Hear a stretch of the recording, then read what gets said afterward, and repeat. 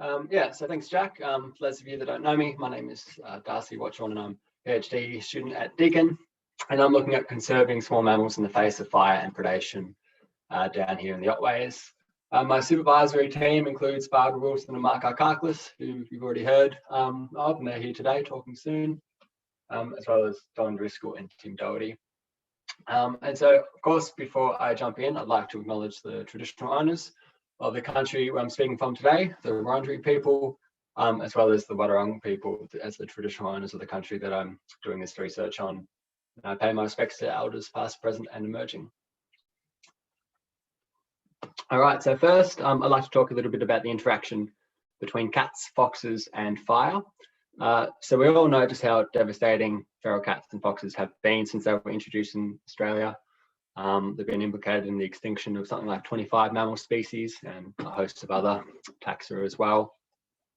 And so in unburned forest, which you can see represented in this little cartoon, while there's plenty of a nice complex ground cover that provides shelter for small mammals to nest in and forage in, there can still be really high densities of cats and foxes, which can contribute to small mammal population declines.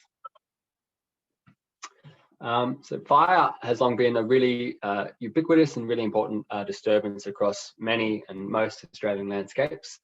And it can result in the temporary resource depletion and potentially mass mortality of animals as well, depending on the scale and severity of the fire. And so there's growing evidence suggesting that cat and fox activity may be increased in burnt landscapes, likely because of the hunting success improvement that cats and foxes experience in that really simplified habitat.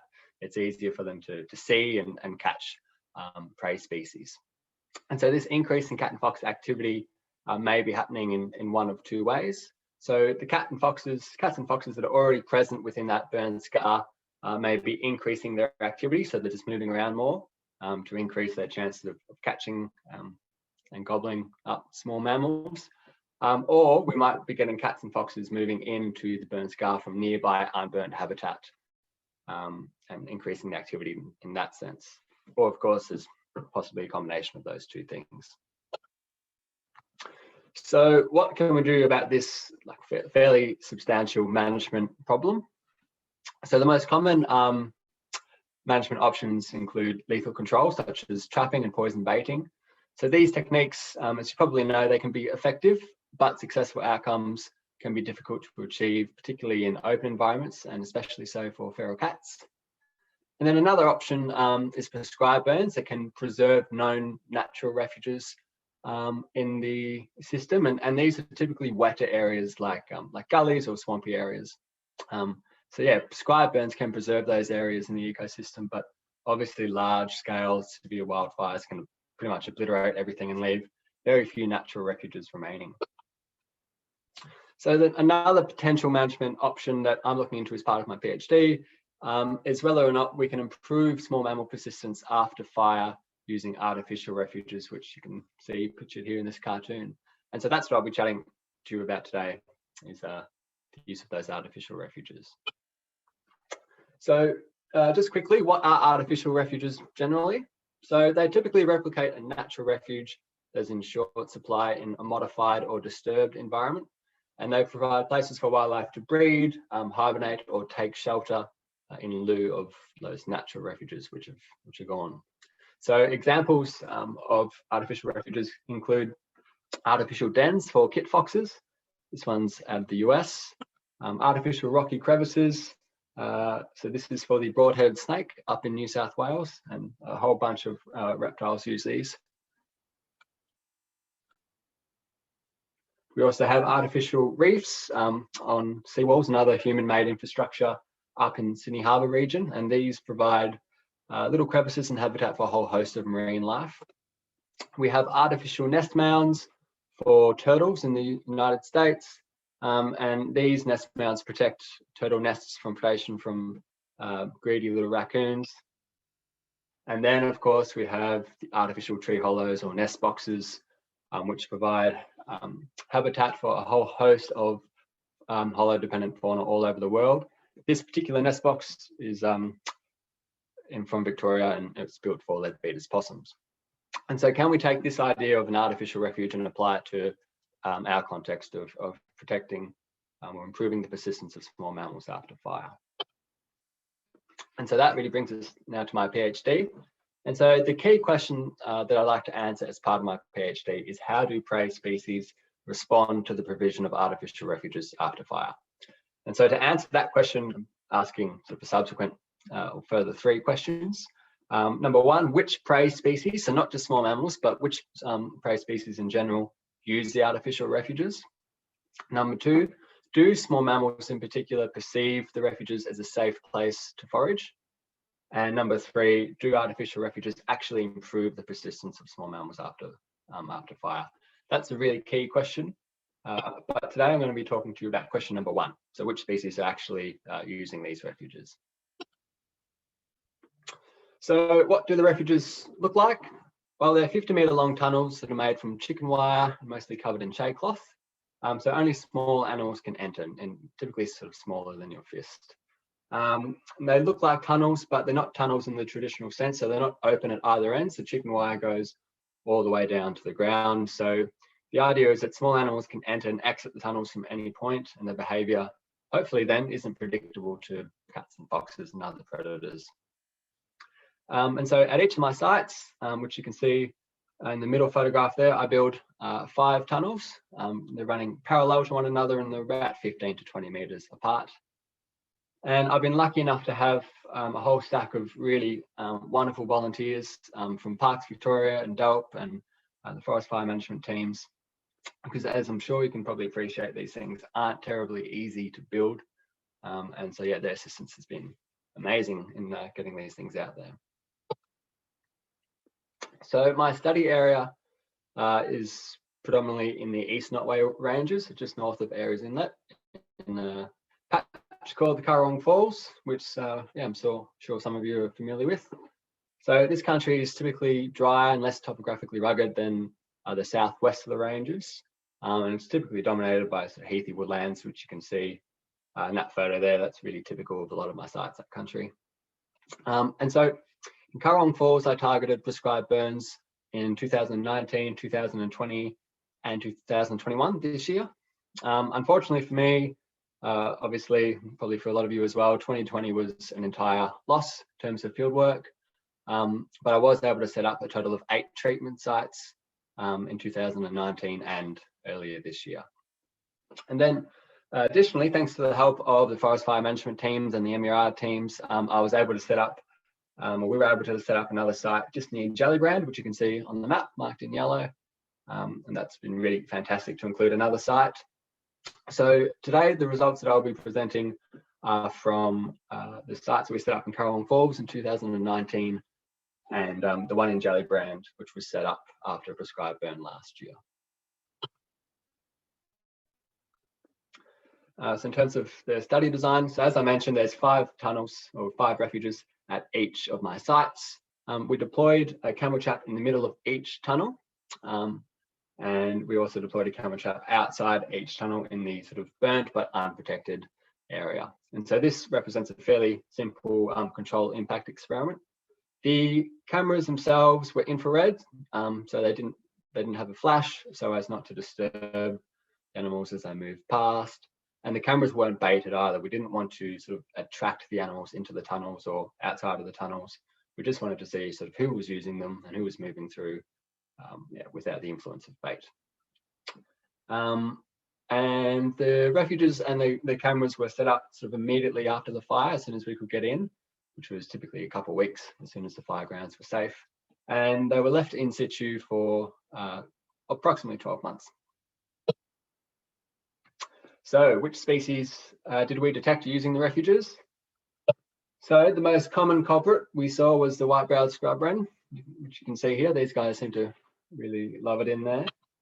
We also saw plenty of superb fairy wrens, and we detected the occasional southern emu wren, and they were really always exciting to pick up. You can kind of see them there, it's a little bit hard to see. We also picked up plenty of button quail, and this one has 4 or 5 chicks in tow. It's a little bit blurry. We detected a few snakes, so tiger snakes and brown snakes like this one. We also had some blue tongues. And then in terms of mammals, we had plenty of white-footed dunnuts, agile antechinus, swamp antechinus, big fat little bush rats, and pygmy possums as well. So they're some of the key players that we've detected inside the tunnels. And so here is a fairly basic summary of the detection data for those main groups, so for birds, mammals, and reptiles. And so you can see we detected far more birds inside the tunnels compared to outside. In terms of mammals, we detected more mammals inside compared to outside the tunnels as well, although this difference wasn't as stark as it was with the birds. And with reptiles, although we only detected reptiles on 56 occasions, a significant proportion of those were inside the tunnels. And so here we'll just take a bit of a closer look at the refuge use by individual species. So you can see on the y-axis we have the species, and then in parentheses the number of times that species was detected in the tunnels. So up the top we have the southern emu wren. That species was detected a total of 12 occasions, and 100% of those detections were inside the tunnels. We had the white-browed scrub wrens just below that. They were detected on 704 occasions, and 84% of those detections were inside the tunnels. Then we have the button quail, the white-footed dunnart, and the agile antechinus. They were all detected a similar number of times, and they were all seen more frequently inside the tunnels compared to outside. The last three species on this list, the Bayesian thrush and the grey shrike thrush. So whilst they could both still fit into the tunnels fairly comfortably, they're two species that typically like to forage more open habitat. And sort of fittingly, they were rarely observed inside the tunnels and much more frequently observed outside. And so this slide is just showing a bit of a brief overview of some of the generalised linear mixed models for a couple of these species groups. So just to note, I've clumped all of the small mammals detections together because with those infrared images it can be difficult to differentiate between species sometimes, and the same with the reptiles as well, with the smaller skin species. But as you can see, for both reptiles, white-browed scrub wrens, and small mammals, the trend is that detections both inside and outside the tunnels increase with time since fire. So on the y-axis we have detections, and the x-axis the week since fire, so from week 2 up to week 50. And that's representing by the sampling period. So you can see the p-value for that is all under 0.05 for each one of those species groups. That's all significant. You can also see the detections were higher inside the tunnels for the white-browed scrub wrens and also for the reptiles. And this also marginally so for the small mammals, but for small mammals in this case that wasn't statistically significant. So the p-value was quite a bit greater than 0.05. Okay, so now we know that there are some prey species which are actually using these artificial refuges more so than nearby burnt but unprotected areas. What is next? So as I mentioned earlier, I'm currently running a couple of other experiments. So one, do small mammals perceive the refuges as a safe place to forage? So this will be another control impact experiment, and it will be a giving up density experiment for those of you that know what that is. If not, I can talk about it in the questions. And number 3, do artificial refuges improve the persistence of small mammals? So this is, yeah, like I said earlier, perhaps the key question. This will be a before-after control impact experiment, and I'm using live trapping and mark recapture method, and I've collected about half of the data for this question so far. I'm also conducting another before-after control impact experiment to further understand how cat and fox activity changes in response to fire. I've just finished data collection for this question, so hopefully in the next sort of couple of months I'll have some really solid results and you might see something published in the literature. And number 5, I've also recently co-authored 2 papers that review how artificial refuges are used in wildlife conservation throughout the world. So one of those papers was led by Mitch Cowan, a PhD student from Deakin Uni. That was published in Biological Reviews. The other paper was led by myself and has been accepted in a journal called Frontiers in Ecology and the Environment. And that will hopefully be out in the next couple of months. They're kind of dragging their heels a little bit with that one. And so that's pretty much it for me. I'd like to thank, obviously, all of the project contributors, without whom I would not be able to do any of this research. So thank you very much. And yeah, time for questions, maybe, Jack. Fantastic. Thanks, Darcy. There is a question here. Have you got any thoughts as to how long you think this intervention might be used to assist native species post-fire? Months, perhaps even years? I guess it's a double-barreled one. Can it go on for a long time, and does it need to, I guess? Yeah, I guess that it depends a little bit on the severity of the fire, which you're trying to mitigate the effects of.